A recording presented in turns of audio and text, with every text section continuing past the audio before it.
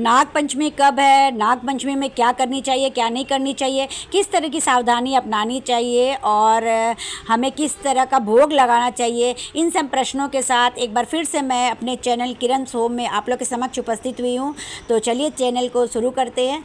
नाग पंचमी इस बार 17 अगस्त दिन सोमवार को मनाई जा रही है। ये बहुत ही सौभाग्य की बात है शिव भक्तों के लिए कि हम सोमवार जो तृतीय सोमवार पड़ रहा है सावन का, भोलेनाथ की पूजा करने के साथ साथ नागों की भी पूजा करेंगे। हम तो नागों की पूजा या तो अकेले भी कर सकते हैं या जोड़े में भी कर सकते हैं, या भोलेनाथ के साथ जो लिपटे हुए रहते हैं सर्व उनकी पूजा करने से भी हमें नाग पंचमी के मतलब नागों का आशीर्वाद प्राप्त हो जाता है। सबसे पहली बात तो नागों की पूजा हमें कभी घर में नहीं करनी चाहिए। या तो मुख्य दरवाजे पे हम नाग की पूजा कर सकते हैं या फिर हम शिवलिंग में नाग की पूजा कर सकते हैं। नाग की पूजा करने में सबसे पहले तो मुख्य दरवाजे में हमें नाग के चित्र बनानी चाहिए और उसमें सिंदूर, उसमें दूध का छिड़काव करनी चाहिए, सिंदूर लगानी चाहिए, अक्षत चढ़ानी चाहिए और लावा का भोग लगाना चाहिए। नागों को सबसे प्रिय भोग लावा होता है। बहुत जगह से देखा जाता है कि हम नागों को, सर्पों को दूध पिलाते हैं, लेकिन दूध पिलाने की नहीं पिलानी चाहिए। जो सर्प का पालन करते हैं वो दूध पी सकते हैं, लेकिन नाग को दूध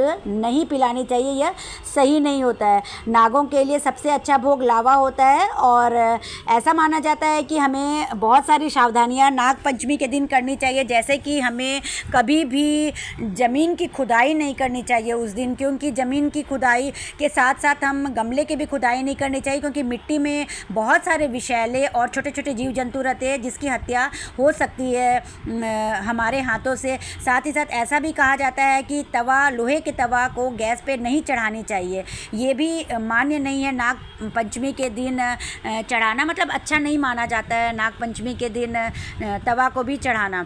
और नागों की पूजा तो घर पे होती नहीं, हम बाहर ही करते हैं अच्छी तरह से। उनको मतलब भोग लगा करके, धूप दीप दिखा करके, उनसे प्रार्थना करके कि हमारे घर में सुख शांति बनी रहे। नागों की पूजा से लक्ष्मी माँ का भी आशीर्वाद मिलता है, क्योंकि हम देखते हैं कि भोलेनाथ के गले में तो सर्प लिपटा हुआ ही रहता है, जिसमें भोलेनाथ का सबसे प्रिय सर्व बासुकीनाथ रहते हैं और वही लिपटे हुए रहते हैं। और लक्ष्मी का माँ का कृपा इसलिए प्राप्त होता है कि नारायण जो है वो सैया में, नागों की सैया में ही लेटे हुए रहते हैं। तो नागों का देवताओं के साथ बहुत पुराना रिश्ता है, इसलिए हमें नागों की भी पूजा करनी चाहिए और उनके कुप्रभाव से मतलब बचना चाहिए उनकी पूजा करके।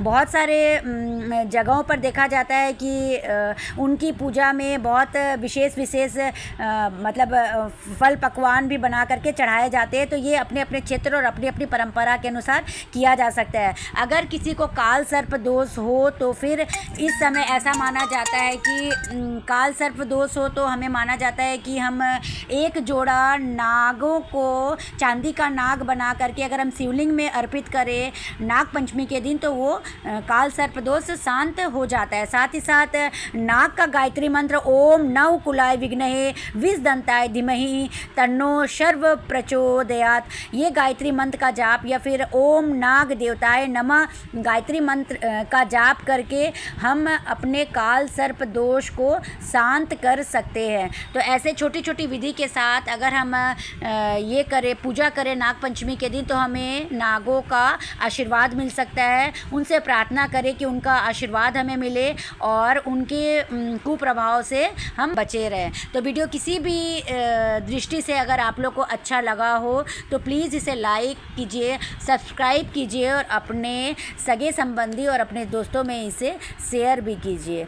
तो फिर मिलते हैं अगले वीडियो के साथ, तब तक के लिए नमः पार्वती पते, हर हर हर महादेव, शंभो काशोशनाथ गंगे।